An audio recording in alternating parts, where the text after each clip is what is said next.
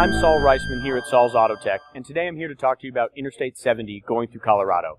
Now, the stretch of I-70 that goes between Greenwood Canyon and the Front Range of Colorado, from exits approximately 120 to 259, is a famous stretch of road. Not only are motor vehicle manufacturers from around the world using this 130-mile stretch of freeway to test motor vehicles, but majority of major traffic and tourism happens on this stretch of road. Additionally, this stretch is famous for having winter weather 11 out of 12 months of the year and requiring chains and four-wheel drive majority of the time. There's actually specific laws regarding truckers carrying equipment through this stretch year-round no matter what. The reason we're going to touch about this is I-70 is a great access point to come play in the mountains of Colorado. If you're here as a tourist and you want to adventure, if you're local and you just want to get out and about, or if you're just looking for better safe driving tips, there's a few different things we can go through. The first is, there's other people there with you. I-70 is a 2-lane each-way freeway for that entire stretch. As a result, traffic and congestion often builds on weekend afternoons coming back to the city or on Friday afternoons going up into the mountains.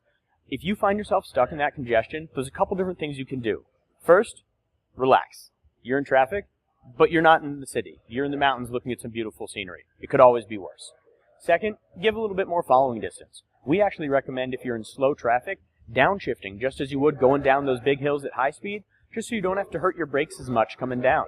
If you're in traffic coming down the hill, we recommend hanging out in third or second gear at speeds between 20, 40, 45, 50 even miles an hour so that you can keep control of the vehicle without constantly hitting the brakes to slow you down in that stop-and-go traffic.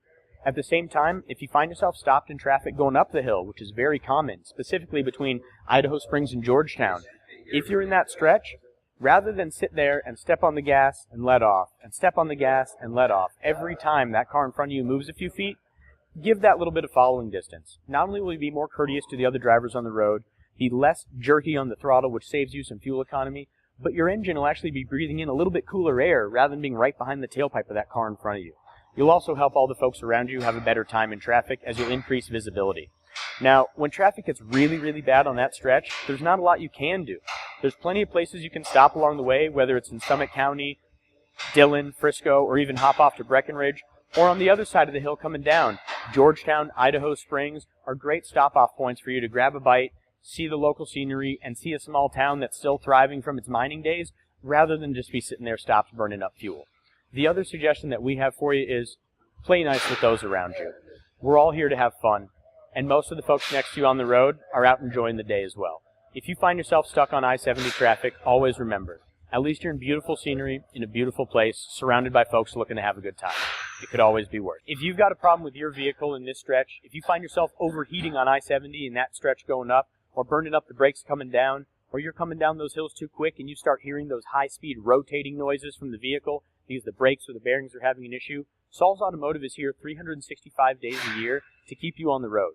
So if you're traveling for the holiday weekend, and because it's Memorial Day, Labor Day, New Year's, Christmas, maybe in 4th of July, and your vehicle's stuck out there, we'll be here to help. If you find yourself in that I-70 congestion and you need a solution, we're the answer here at Saul's Automotive.